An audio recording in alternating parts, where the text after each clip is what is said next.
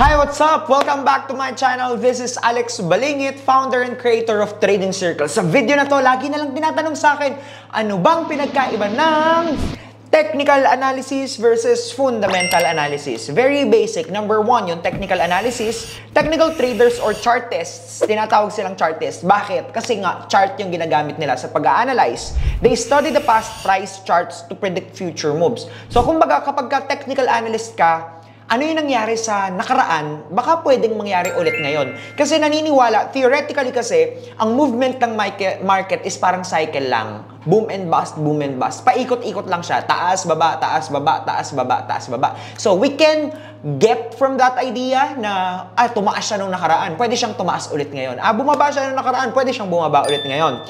They use patterns like triangles, flags, and double bottoms to find entry and exit points. So, marami po yan. Mga chart pattern yan na pwede natin gamitin. Ito yung mga maraming chart pattern na pwede niyong pagbasihan. So, tools of technical analysis. Indicator uses past data to predict price, direction, and strength. So, number one, pwede tayong gumamit ng indicator. Napakaraming indicator. Ilalagay ko yung ibang mga video na nagawa ko na Bollinger Bands, EMA, RSI, MACD. Napakarami pa niyan. Nagawan ko na ata ng mga video yung mga yon sa mga past na uploads ko. Pwede nyong i-check yon.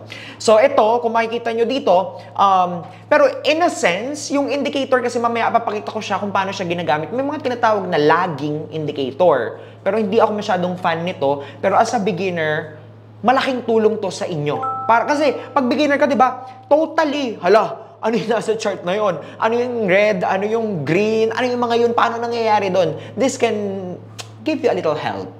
Hi! Na-enjoy mo ba yung video na to so far? Kung oo, meron nga pala akong ginawang free training na nasa description sa link ng video na to. All you have to do is click it, register your name and your email, then you're good to go. Meron nga palang full course ang Trading Circle. Kung interested ka, mag-proceed ka lang sa link na nasa baba ng video na to. See you there!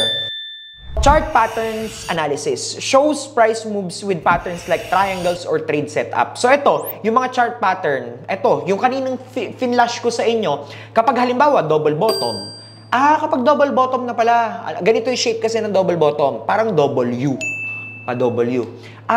Kapag ganyan pala, pwede nang tumaas si market after the breakout. Kapag double top, pa-letter M naman, kapag ganyan na pala yung nangyayari sa market, pwede na siyang bumaba. Kapag pa-flag naman si chart, ibig sabihin pwede na mag-breakout either pababa or pataas, depende sa trend ng market.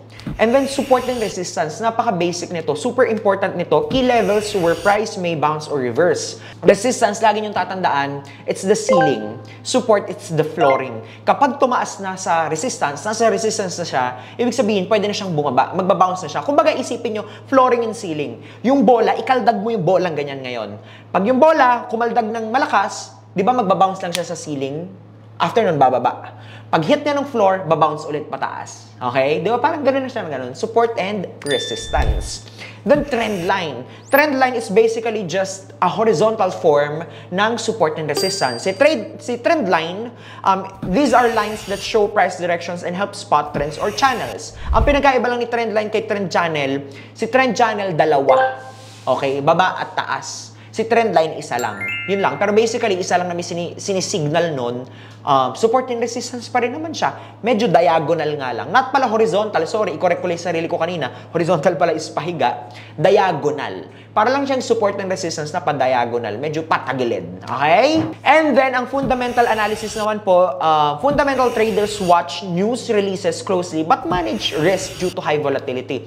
Eto na. Pag fundamental, from the word fundamental, ano ba yan? Coach, pinagluloko mo kami. Kasi yung fundamental analysis, di ba parang pag sinabi mong fundamental, parang prime, main, di ba? Significant, paramount. Parang ganun kasi ibig sabihin ng fundamental eh. Parang bread and butter. So, ang forex trading kasi, actually yung chart, it works. It works. Pero, behind it, how it works, is the fundamental analysis. Ang under ng fundamental analysis, yung mga balita. Bakit ba tumataas? Kung nakakapanood kayo ng ABS-CBN, GMA News, di ba nire-report dyan ng mga newscaster? Patuloy ang pagbaba ng presyo kontra dolyar, yung mga ganon. Bakit nangyayari yon? Because there are several factors why it happens. Interest rate, inflation, trabaho, employment rate, mga bangko, monetary policy, fiscal policies. So, intervention ng government, political factors, di ba? Lahat ng mga yon nagiging driving force kung ano yung magiging value ng isang currency. Kung tingin nyo, maraming walang trabaho sa USA, tataas ba ang value ng dolyar? Hindi. That makes sense a lot, right? Kung sobrang taas, hyperinflated sa United Kingdom, tingin nyo tataas yung value ng Great Britain pound? Di ba hindi? They use economic data to judge a currency's strength, not its price movement.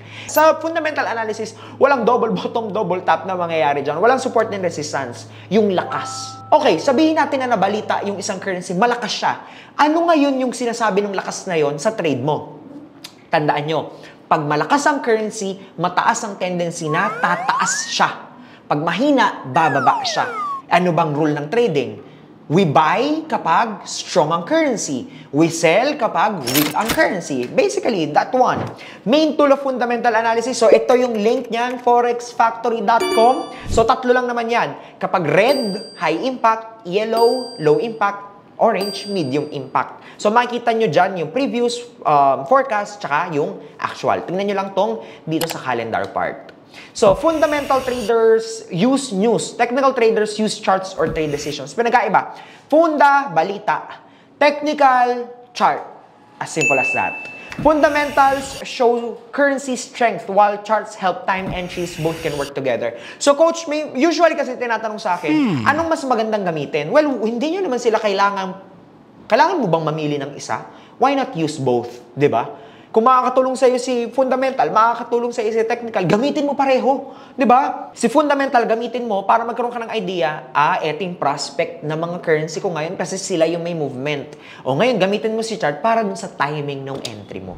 I hope this video helped you. For more videos like this, click the button below for subscription and i-on nyo yung notification bell para ma-notify ka sa mga susunod na video ko. By the way, kung interested ka pala sa free training ko, click mo lang din yung free training na nasa description below. See you! Hi! Thank you for watching this video. At kung nagustuhan mo yung video na to, just click like, subscribe, and mag-comment ka na rin. At kung gusto mo pa ng mas maraming content about forex trading dahil ito yung interest mo, well, I created a lot of videos. Nandyan lang sa side yung playlist at mga recently created videos ko. So, click mo lang yan at panoorin mo. See you there!